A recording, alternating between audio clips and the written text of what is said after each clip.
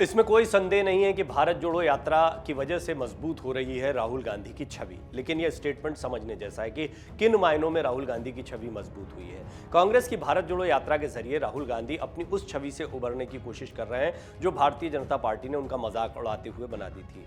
उनकी कोशिश एक जननेता की इमेज बनाने की दिख रही है, एक ऐसा नेता जिसके पीछे भीड़ इकट्ठी हो सकती है।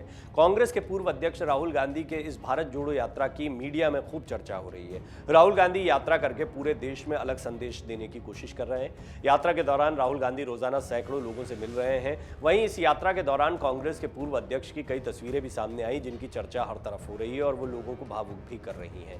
लेकिन अब भारत जोड़ो यात्रा के बीच बढ़ सकती है राहुल गांधी की मुश्किलें।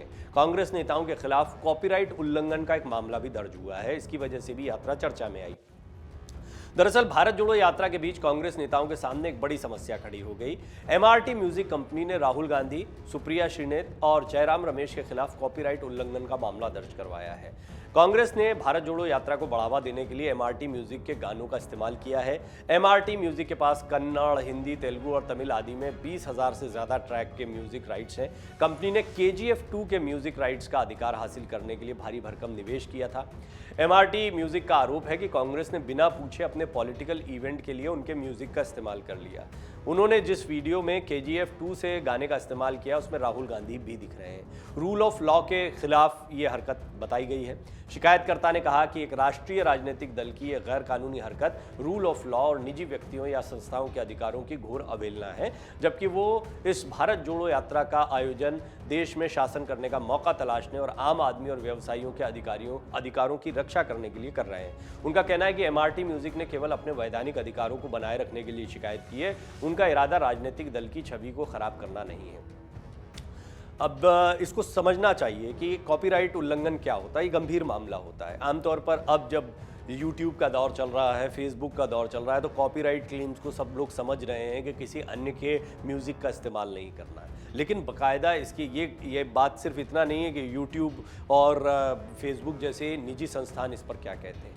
कानून की भी अपनी धाराएं होती हैं और कानून की इन धाराओं के तहत गंभीर मामले दर्ज हो सकते हैं। इसलिए कॉपीराइट को समझना बहुत ज़रूरी है। जब भी इस तरह का इवेंट होता है तो कई सारे कार्यकर्ता होते हैं, कई सारे लोग होते हैं जो इस आयोजन से जुड़े होते हैं और वो इस तरह के वीडियोज़ बनाते हैं, इनको जमकर पब्लिश किया जाता है। लेकिन वो ये भूल जाते हैं कि कॉपीराइट का मामला सिर्फ इस जगह तक सीमित नहीं है कि आपका वीडियो ब्लॉक हो जाएगा या नहीं होगा, इसमें कानूनी मामला भी बनता है। तो आइए अब आपको बताते हैं कि किन धाराओं में इस मामले में केस दर्ज किया गया है। इससे ये भी समझ में आएगा कि कॉपीराइट एक्ट क्या होता है और इसमें किस तरीके से गंभीर मामले दर्ज हो सकते हैं। कंपनी ने कांग्रेस और उनके पदाधिकारियों के खिलाफ धारा 403, 465 और 120 BRW, धारा 34 और सूचना प्रौद्योगिकी अधिनियम 2000 की धारा 66 के तहत और धारा 63 कॉपीराइट अधिनियम 1957 के तहत केस दर्ज करवा दिया है। उस वीडियो में कांग्रेस ने भारत जोड़ो यात्रा के लोगों का इस्तेमाल भी किया है। इस वीडियो में अपने आधिकारिक सोशल मीडिया हैंडल से इसको पोस्ट भी किया गया है। तो ये कुछ बातें हैं जो ये बताती है कि इसको ओन कर रही है कांग्रेस कहीं ना कहीं, इसीलिए ये गंभीर हो जाता है मामला।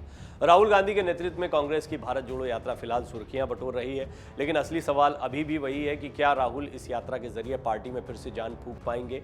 2024 के लोकसभा चुनाव से पहले कांग्रेस की असली परीक्षा इसी साल हिमाचल प्रदेश और गुजरात में, अब जो 8 दिसंबर को तय हो जाएगा कि दोनों जगह पर किसकी सरकार बनने वाली है। इसके बाद अगले साल भी 9 राज्यों के विधानसभा चुनाव होने हैं।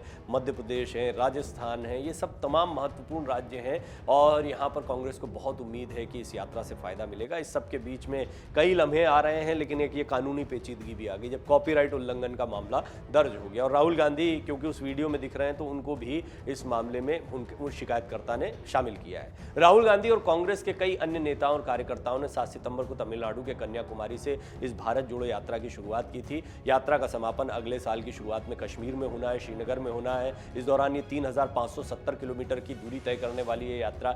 राहुल गांधी अपनी यात्रा के दौरान कई कार्यकर्ताओं से मिल रहे हैं, सामान्य लोगों से मिल रहे हैं, महिलाओं से, बच्चों से, सभी लोगों से वो मुलाकात कर रहे हैं लगातार। उनका मकसद है कि वो इस यात्रा के जरिए कांग्रेस की खोई हुई ताकत को ढूंढे। तो बीच बीच में इस तरह की दिक्कतें भी आ रही हैं जब कई बार शिकायतें हो रही हैं, खास तौर पर ये जो कॉपीराइट उल्लंघन का मामला आया है। अभी तक बीजेपी की तरफ से तो कई शिकायतें आती रही हैं और वो पॉलिटिकल बयानबाजी मानी गई, लेकिन ये थोड़ा गंभीर मामला इसलिए क्योंकि इसमें कानून का सहारा भी लिया गया है, कॉपीराइट एक्ट भी इसमें दिखाई पड़ता है।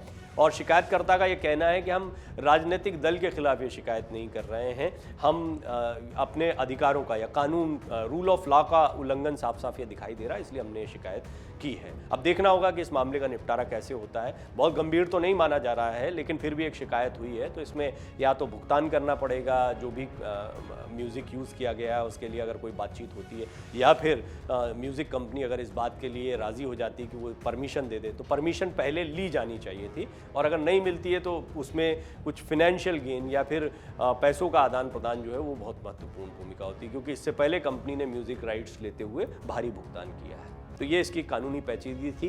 बहरहाल भारत जोड़ो यात्रा में एक ये कॉपीराइट उल्लंघन का मामला भी जुड़ा। डाउनलोड करें अमर उजाला ऐप और पाएं खबरें लगातार। अगर आप ये वीडियो YouTube पर देख रहे हैं तो हमारे चैनल को सब्सक्राइब करें और बेल आइकन को दबाना ना भूलें। अगर आप Facebook पर ये वीडियो देख रहे हैं तो हमारे पेज को लाइक करें।